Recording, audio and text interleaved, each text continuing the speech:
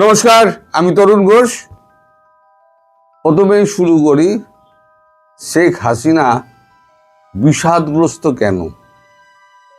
তিনি বিষাদগ্রস্ত এই কারণে, প্রায় 2 দশক, প্রায় 17 বছর মানে প্রায় 2 দশক তিনি প্রধানমন্ত্রী হিসেবে দেশ চালিয়েছেন। এখন দেশের সামনে যে কঠিন চ্যালেঞ্জ, সেটাও কিন্তু উনি মর্মে মর্মে বুঝতে পারছেন। এখানে বসে উনি সব খবর পান, 5 মিনিটের মধ্যে সব খবর চলে আসে দেশ থেকে। তো সামনে যে কঠিন অবস্থা, সেই অবস্থার পরিপ্রেক্ষিতে তিনি খুব বিষণ্ণ এবং বিষাদগ্রস্ত আরো কারণ আছে। সেটা হচ্ছে, বাংলাদেশ এখন একটা অস্থির পরিস্থিতির মধ্যে দিয়ে যাচ্ছে। এইভাবে যে 6টা মাস আজ চলতে থাকে, তাহলে বাংলাদেশে দুর্ভিক্ষ অনিবার্য, কেউ ঠেকাতে পারবে না। এরকম আরো প্রসঙ্গ রয়েছে, আমি সেই প্রসঙ্গগুলো বলে গেলে এখন ভিডিও অনেক লম্বা হয়ে যাবে, আপনাদের আমি ধৈর্যচ্যুতি ঘটাতে চাই না। এবারে আসি, তিনি প্রফুল্ল কি কারণে? তিনি প্রফুল্ল এই কারণে যে তিনি যা বলতেন তখন সব বিষময় মনে হতো। তিনি স্বৈরাচারী, তিনি বাংলাদেশকে ভারতের হাতে বেচে দিয়েছেন, তিনি একেবারে টনে টনে গ্যাস একেবারে বাংলাদেশকে ভারতকে পাচার করে দিচ্ছেন বাংলাদেশ থেকে। এরা হাজার অভিযোগ তার বিরুদ্ধে। কাগজ কিন্তু কলম খুলে লিখত, আর সোশ্যাল মিডিয়া যারা চালান তারা সব একেবারে মুখর হয়েছিল তার সমালোচনায়। এখন যদিও সবাই পাল্টি খেয়ে গেছে, ঝাড় খাওয়ার পর সব সোশ্যাল মিডিয়া যারা দেখছেন না, এককালে কিন্তু ইউনূসের মাথায় ছাতা ধরেছিলেন তখন, এখন সব তারা পাল্টি খাচ্ছেন। কিন্তু আমি আমার অবস্থান বদলাইনি। আপনারা আমাকে যাই গালাগালি দিন না কেন, আমি আমার অবস্থান বদলাইনি। তো এখন তিনি যখন বলেছিলেন যে আমাকে একটা বিদেশি সংস্থা, বিদেশি সাদা চামড়ার মানুষ আমায় বলেছিলেন সেন্ট মার্টিন দ্বীপটা আপনি দিয়ে দিন, আমি মুখের ওপর না বলে দিয়েছিলাম।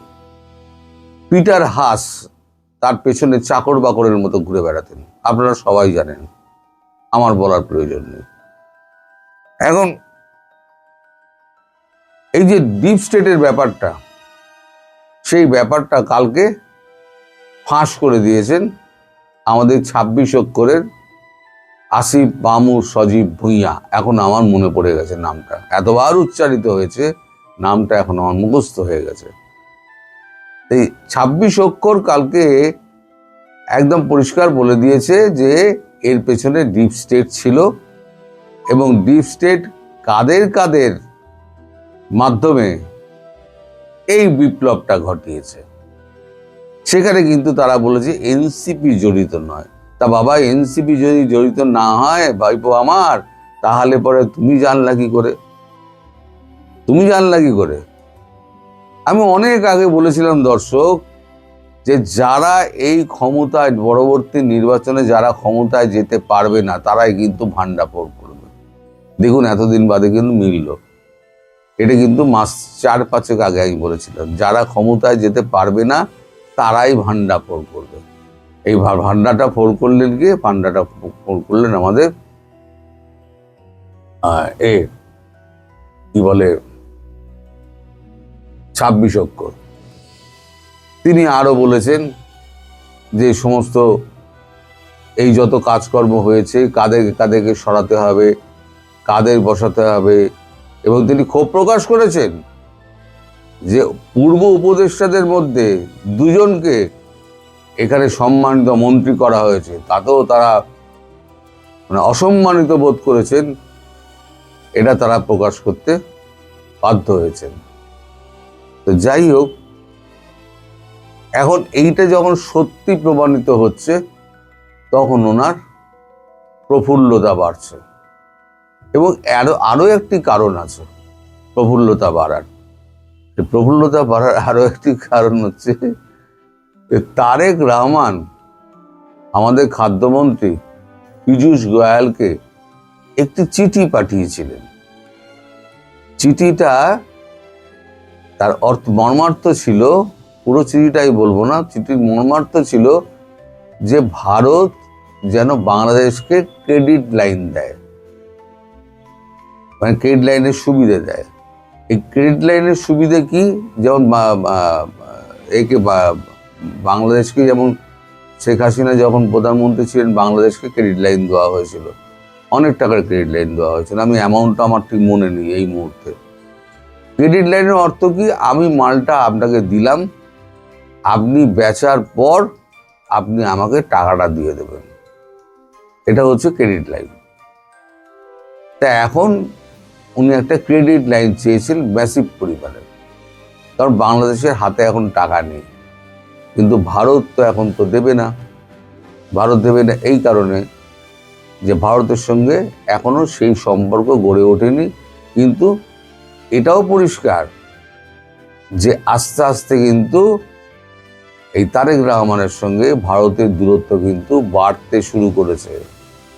আমি খবরটা আজকে বললাম, আপনারা ভবিষ্যতে মিলিয়ে দেবেন, তারেক রহমানের সঙ্গে কিন্তু ভবিষ্যতে কিন্তু বড় গন্ডগোল একটা তৈরি হবে ভারতে, এবং তারেক রহমান কিন্তু টিকতে পারবেন না।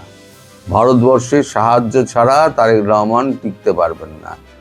তো যাই হোক, এখন এই যে আমাদের 8 তারিখে যে খলিলুর রহমান আসছেন, যিনি আমাদের দেশে জয়শঙ্করের সাথে দেখা করতে মরিশাস যাওয়ার পথে, সেখানে তার জন্য কিন্তু বিশেষ প্রশ্নমালা তৈরি করা আছে, অনেক প্রশ্ন তৈরি করা আছে। যেমন একটা আমি বলছি, উনি 12 ঘন্টার নাম করে উনি 3 দিন কাটালেন তার্কিতে কাটিয়ে ভারতের যে সমস্ত শত্রু, যারা যে সমস্ত কোম্পানি রয়েছে, ড্রোন কোম্পানি রয়েছে, তাদের সঙ্গে উনি বৈঠক করেছেন।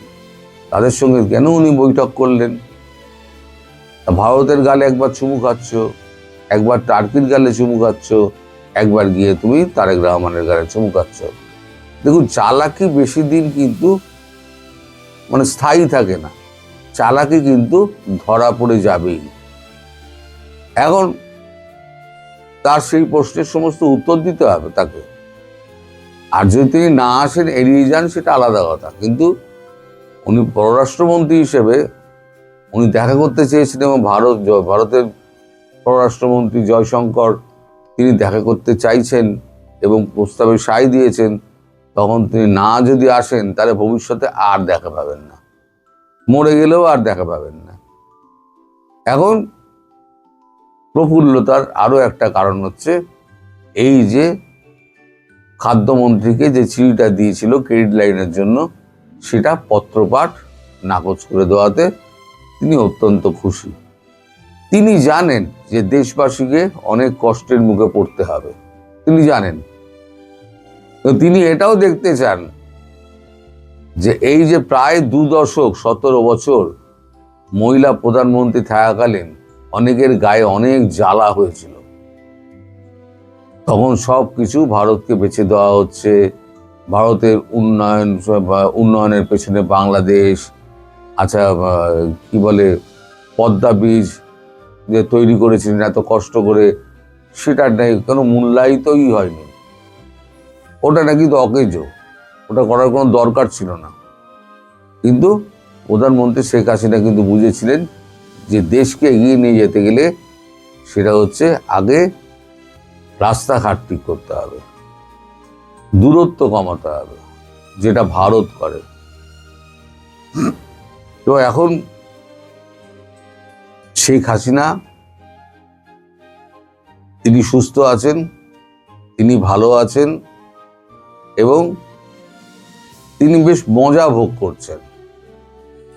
তিনি বলছেন যে আরও একটু পুরুষ প্রধানমন্ত্রী হিসেবে তারেক রহমান দেশ চালাত। আমি তো মহিলা প্রধানমন্ত্রী ছিলাম, মেয়েদের ওপরে প্রচুর রাগ। তা একটা মহিলা প্রধানমন্ত্রী দেশকে এই উন্নতির শিখরে নিয়ে গিয়েছিল, তাকে দেশ থেকে তাড়ানোর জন্য ডিপ স্টেটের পয়সা খেয়ে এরা আমাকে উৎখাত করার চেষ্টা করেছে। তা এখন তো পুরুষ প্রধানমন্ত্রী আছে, তিনি দেশ চালান, আমিও 6 মাস দেখি কেমন দেশটা চলে। যখন দুর্ভিক্ষ টুর্ভিক্ষ লাগবে তখন দেশের লোক যখন লাঠি বাঁশ নিয়ে নামবে তখন বুঝে যাবে যে তারেক রহমান কত বড় তিনি মানে ধৈর্যশীল মানুষ এবং তিনি কতটা কন্ট্রোল করতে পারেন। আপাতত এর বেশি আমি আর কিছু বলবো না। আমি এমনিই বলেছিলাম শেখ হাসিনা নিয়ে কোনো কথা আমি বলবো না, কিন্তু যেহেতু ওই 26 অক্ষর নামটি সমস্ত ফাঁস করে দিয়েছে, তাই আমি এই কথাটি বললাম। এবং তিনি যে প্রফুল্ল এবং বিষাদময় সেই খবরটিও কিন্তু আমি পেয়েছি বলেই আপনাদের জানালাম। সবাই ভালো থাকবেন, সুস্থ থাকবেন, সাবধানে থাকবেন। নমস্কার।